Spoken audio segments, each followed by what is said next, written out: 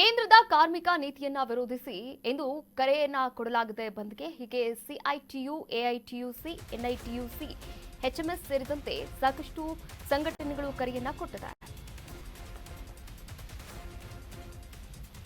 ವಿವಿಧ ಸಂಘಟನೆಗಳಿಂದ ಇಂದು ಭಾರತ್ ಬಂದ್ಗೆ ಕರೆ ನೀಡಲಾಗಿದೆ. ಕೇಂದ್ರದ ಕಾರ್ಮಿಕ ವಿರೋಧಿ ನೀತಿ ಖಂಡಿಸಿ ಬಂದ್ಗೆ ಕರೆ ನೀಡಲಾಗಿರುವಂತದ್ದು. ಸಿಐಟಿಯು, ಎಐಟಿಯುಸಿ, ಐಎನ್ಟಿಯುಸಿ ಹಾಗೆ ಎಚ್ಎಂಎಸ್, ಎಐಸಿಟಿಯು, ಎಲ್ಪಿಎಫ್, ಯುಟಿಯುಸಿಯಿಂದ ಕರೆಯನ್ನ ಕೊಡಲಾಗಿದೆ. 4 ಕಾರ್ಮಿಕ ಸಂಹಿತೆಗಳು ವಿರುದ್ಧ ಆಕ್ರೋಶ ಹೊರಹಾಕ್ತಾ ಇರುವಂತದ್ದು. ಇದರಿಂದ ಕಾರ್ಮಿಕರ ಹಕ್ಕು, ಕಾರ್ಮಿಕರ ಉದ್ಯೋಗ ಭದ್ರತೆ ಕಡಿಮೆಯಾಗ್ತಾ ಇದೆ. ಕಾರ್ಮಿಕ ಸಂಹಿತೆಗಳನ್ನು ಹಿಂಪಡೆಯುವಂತೆ ಆಗ್ರಹಿಸಿ ಬಂದ್ ಮಾಡಲಾಗ್ತಾ ಇದೆ. ಇಂದು ದೇಶಾದ್ಯಂತ ತುರ್ತು ಸೇವೆಯನ್ನ ಹೊರತುಪಡಿಸಿ ಉಳಿದೆಲ್ಲವೂ ಕೂಡ ಬಂದ್ ಆಗಲಿದೆ. ಭಾರತ್ ಬಂದ್, ಈ ಭಾರತ್ ಬಂದ್ಗೆ ಸಂಬಂಧಪಟ್ಟಂತೆ ಇನ್ನು ಕೇಂದ್ರದ ಕಾರ್ಮಿಕ ನೀತಿಗಳಿಗೆ ವಿರೋಧವನ್ನು ವ್ಯಕ್ತಪಡಿಸ್ತಾ ಇರುವಂತದ್ದು. ನೋಡಿ, ಇಂದು ಭಾರತ್ ಬಂದ್ ಕರ್ನಾಟಕದಲ್ಲಿ ಹಾಗಾದ್ರೆ ಏನೇನು ಎಫೆಕ್ಟ್ ಇದೆ ಇದ್ರ ಬಗ್ಗೆಯೂ ಕೂಡ ನೋಡ್ತಾ ಹೋಗೋಣ. ಈಗ ಭಾರತ್ ಬಂದ್ ಏನಿದೆ, ಬ್ಯಾಂಕಿಂಗ್, ಸಾರಿಗೆ ಮೇಲೆ ಪರಿಣಾಮವನ್ನು ಕೂಡ ಬೀರ್ತಾ ಇರುವಂತದ್ದು. ಕೇಂದ್ರ ಸರ್ಕಾರದ ಕಾರ್ಮಿಕ ಮತ್ತು ಕೃಷಿ ಮತ್ತು ಆರ್ಥಿಕ ನೀತಿಗಳನ್ನು ವಿರೋಧಿಸಿ ದೇಶಾದ್ಯಂತ 10ಕ್ಕೂ ಹೆಚ್ಚು ಕಾರ್ಮಿಕ ಸಂಘಟನೆಗಳು ಇಂದು ರಾಷ್ಟ್ರವ್ಯಾಪಿ ಭಾರತ್ ಬಂದ್ಗೆ ಕರೆಯನ್ನ ಕೂಡ ನೀಡಿರುವಂಥದ್ದು. ಸಾರ್ವಜನಿಕ ಬ್ಯಾಂಕಿಂಗ್ ಆಗಿರ್ಬೋದು, ಸಾರಿಗೆ ಆಗಿರ್ಬೋದು, ಇದ್ರ ಮೇಲೂ ಕೂಡ ಪರಿಣಾಮ ಬೀರುವಂತಹ ಸಾಧ್ಯತೆ ಇದೆ.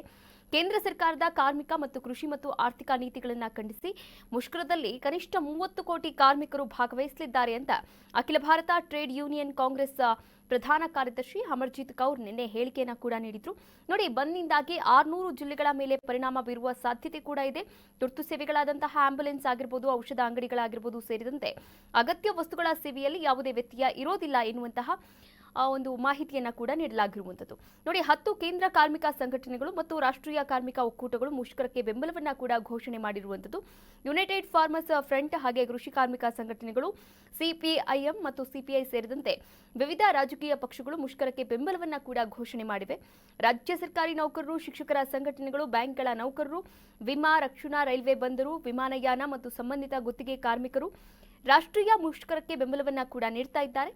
ಮಹಿಳೆಯರು, ವಿದ್ಯಾರ್ಥಿ ಮತ್ತು ಯುವ ಸಂಘಟನೆಗಳು ಸಹ ಮುಷ್ಕರದ ದಿನದಂದು ಬೀದಿಗಿಳಿದು ಪ್ರತಿಭಟನೆಯನ್ನು ಕೂಡ ನಡೆಸ್ತಾ ಇರುವಂತದ್ದು. ಒಟ್ಟಾರೆಯಾಗಿ ಕೇಂದ್ರದ ಕಾರ್ಮಿಕ ನೀತಿಗಳಿಗೆ ವಿರೋಧವನ್ನು ವ್ಯಕ್ತಪಡಿಸಲಾಗ್ತಾ ಇದೆ ಪ್ರತಿಭಟನೆಯ ಮೂಲಕ.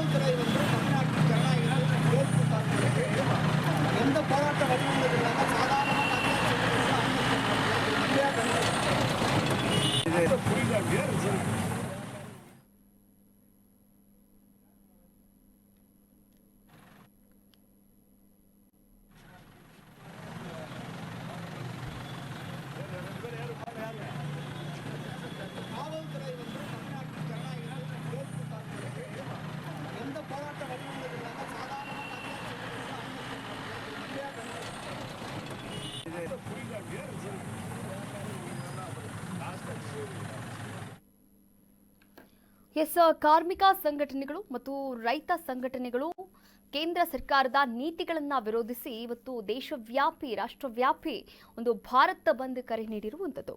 ನೋಡಿ, ಇದು ಕೇವಲ ಕರ್ನಾಟಕಕ್ಕೆ ಮಾತ್ರ ಸೀಮಿತವಾಗಿಲ್ಲ, 600 ಜಿಲ್ಲೆಗಳಿಗೂ ಕೂಡ ಸೀಮಿತವಾಗಿರುವಂಥದ್ದು. ಅಖಿಲ ಭಾರತ ಮಟ್ಟದಂತಹ ಒಂದು ದೊಡ್ಡದಾದಂತಹ ಮುಷ್ಕರ ಇದಾಗಿದೆ.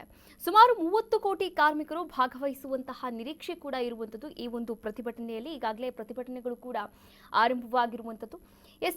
ನೋಡಿ, ಸಂಘಟನೆಗಳು ಈ ಬಗ್ಗೆ ಮಾಹಿತಿಯನ್ನು ಕೂಡ ನೀಡಿರುವಂಥದ್ದು. ಕೇಂದ್ರ ಸರ್ಕಾರದ ನೀತಿಗಳ ವಿರುದ್ಧ 10ಕ್ಕೂ ಹೆಚ್ಚು ಕಾರ್ಮಿಕ ಹಾಗೂ ರೈತ ಸಂಘಟನೆಗಳು ಇವತ್ತು ದೇಶಾದ್ಯಂತ ಭಾರತ್ ಬಂದ್ಗೆ ಕರೆಯನ್ನ ಕೂಡ ನೀಡಿದೆ. ಎಐಟಿಯುಸಿ ಪ್ರಧಾನ ಕಾರ್ಯದರ್ಶಿ ಅಮರ್ಜಿತ್ ಕೌರ್ ಈ ಬಗ್ಗೆ ಮಾಹಿತಿಯನ್ನ ಕೂಡ ನೀಡಿದ್ರು. ನೋಡಿ, ಹಾಗಾದ್ರೆ ಯಾವುದರ ಮೇಲೆ ಇವತ್ತು ಹೆಚ್ಚು ಪರಿಣಾಮವನ್ನ ಬೀರುತ್ತೆ ನಾವಿಲ್ಲಿ ಗಮನಿಸ್ತಾ ಹೋಗೋಣ. ಇವತ್ತು ಪ್ರತಿಭಟನೆ ನಡೀತಾ ಇದೆ. 30 ಕೋಟಿಗೂ ಹೆಚ್ಚು ಕಾರ್ಮಿಕರು ಈ ಒಂದು ಪ್ರತಿಭಟನೆಯಲ್ಲಿ ಭಾಗವಹಿಸ್ತಾ ಇದ್ದಾರೆ. ಇಡೀ 600 ಜಿಲ್ಲೆಗಳು, ದೇಶಾದ್ಯಂತ 600 ಜಿಲ್ಲೆಗಳಲ್ಲಿ ಪ್ರತಿಭಟನೆಯ ಕಾವು ಕೂಡ ಬೀಳಬಹುದು ಎನ್ನಲಾಗ್ತಾ ಇದೆ. ಹಾಗಾದ್ರೆ ನೋಡಿ, ಸಾರ್ವಜನಿಕ ವಲಯದ ಬ್ಯಾಂಕ್ಗಳಾಗಿರ್ಬೋದು, ವಿಮಾ ಕಚೇರಿಗಳಾಗಿರ್ಬೋದು, ಇವುಗಳ ಮೇಲೂ ಕೂಡ ಪರಿಣಾಮ ಬೀರಬಹುದು ಎನ್ನಲಾಗ್ತಾ ಇದೆ. ಹಾಗೆ ಸರ್ಕಾರಿ ಸಾರಿಗೆ ಸೇವೆಗಳು ಯಥಾವತ್ತಾಗಿ ನಡೀತಾ ಇರುವಂಥದ್ದು. ಬೆಂಗಳೂರಲ್ಲಿ ಈ ಒಂದು ಮುಷ್ಕರದ ಬಿಸಿ ಅಷ್ಟಾಗಿ ಏನು ಪರಿಣಾಮವನ್ನು ಬೀರ್ತಾ ಇಲ್ಲ, ಯಾಕಂದ್ರೆ ಯಥಾಸ್ಥಿತಿ ನಡೀತಾ ಇರುವಂಥದ್ದು.